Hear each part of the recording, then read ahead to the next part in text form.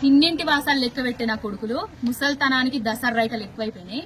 ఆరిపోయే దీపానికి వెలుగు ఎక్కువ. వాళ్ళకు నిన్ననే ఊసరవెల్లి గురించి చదివిన. ఊసరవెల్లి దాని అవసరాలకు తగ్గట్టుగా రంగులు మారుస్తుంది.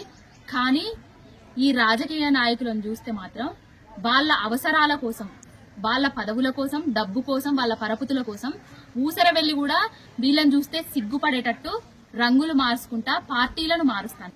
ఎవరో తెలుసు కదా, ఎవరంటే సిగ్గు లేని బతుకులు, శరం లేని బతుకులు, ఆత్మాభిమానం లేని బతుకులు, గౌరవం లేని బతుకులు, అసలు నమ్మకమే లేని బతుకులు. ఆ బతుకులు ఎవరయ్యా అంటే బేటా బేటా అని తిరుగుకుంటా కాంగ్రెస్ పార్టీ ఒక తన్నుదంటే బేటా బేటా అనుకుంటా రోడ్డు మీద తిరుగుతుంటే ఎక్ సీట్ దేదో బేటా ఎక్ సీట్ దేదో అని తిరుగుతుంటే పాపం ముసలోడు ఏజ్ అయిపోయింది తెలివి కల్లోడు అని కేసీఆర్ గారు పిలిచి పిల్లనిస్తే మనకి కులం తక్కువైంది అన్నట్టుగా చేసిండు.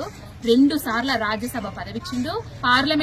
పార్లమెంటరీ పార్టీ నాయకుడిగా చేసి సెక్రటరీ జనరల్ ఇచ్చి ఆయన పక్కన సీటేసి కూర్చుండబెట్టి గౌరవం ఇస్తే ఆ గౌరవం సరిపోలేదట. కనకపు సింహాసనం మీద సునకాన్ని కూర్చుండబెడితే అది ఉంటది, అక్కడ ఉండదు కదా, మళ్ళా కుక్క పోయి బూడిదిల్లేమంటది.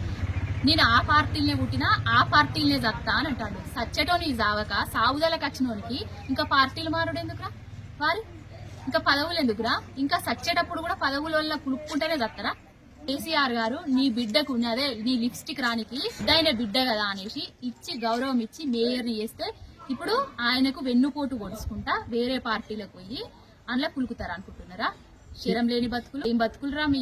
ఇంకొక ఆయనే ఎవరయ్యా అంటే తెల్ల జుట్టేసుకొని మొన్నటి దాకా ఊదర కొట్టిండు అదే అసెంబ్లీలో బాగా స్పీచ్లు ఇచ్చుకుంటా. అరే మస్తు మాట్లాడుతాండే, సూపరే, మాకు మా పార్టీకి వెన్నుదండుగా ఉంటాండే, కేసీఆర్ గారికి వెన్నుదండుగా ఉంటాండే అనుకొని మేము మంచిగా గౌరవించి వాళ్ళ బిడ్డకు టికెట్ ఇస్తే ఇవాళ పోయి కాంగ్రెస్ పార్టీలో కలిసిరు. నీకేం తక్కువైందయ్యా? బీఆర్ఎస్ పార్టీలో ఎమ్మెల్సీ చేసి ఉప ముఖ్యమంత్రి ఇచ్చిండు, తర్వాత ఎంపీని చేసి పార్లమెంటుకు పంపించిండు, తర్వాత మొన్న ఎమ్మెల్యే టికెట్ ఇచ్చి అందరు వద్దన్నా కూడా ఎమ్మెల్యే టికెట్ ఇచ్చి గౌరవించి గెలిపించి నిన్ను ముందట నిలబెట్టిండు. అయినా కూడా ఆయన మీద వెన్నుపోటు పొడిచి ఇవాళ పోయి కాంగ్రెస్ పార్టీలో కలిసిరు.